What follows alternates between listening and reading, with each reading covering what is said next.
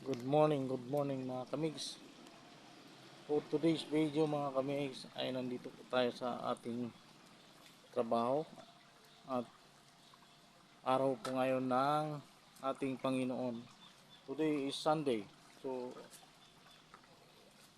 today is Lord's Day, araw ng ating Panginoon. Mga kamigs, kung makikita niyo yung aking view sa likod ko ay wow, isang napaka linis na swimming pool mga kamigs. So, nangingintab ang tubig mga kamigs. Napakalinis mga kamigs. So ang ano natin ngayon mga kamigs, usapan natin tulad ng tubig na yan mga kamigs, paano namiminti na yan na maging malinis at ganyang kakintab mga kamigs.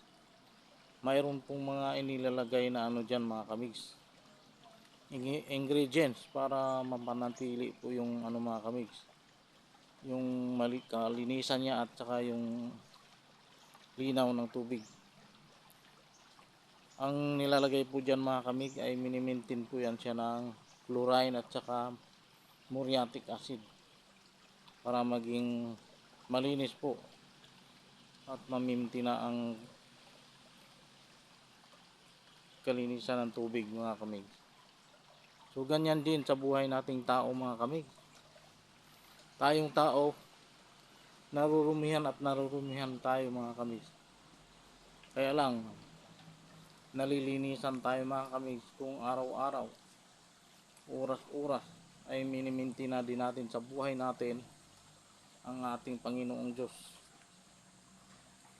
Kaya dapat parang tubig din na yan mga kamigs. Hindi yan ganyan kalinis kung wala ding chlorine at saka muriatic acid.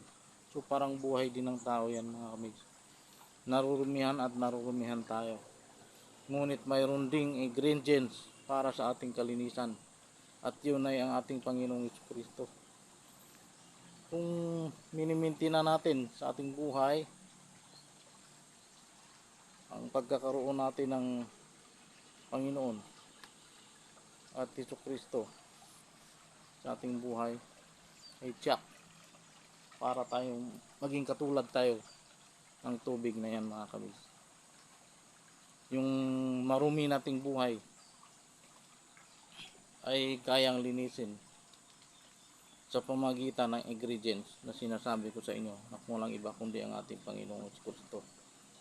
Pag pinapasok natin siya sa ating buhay at minimaintain natin sa ating araw-araw na pamumuhay ay maging malinis tayo mga kamig.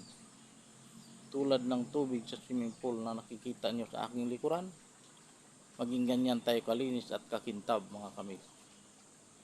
So yan lamang mga kamig. Happy Lord's Day and God bless po sa ating lahat.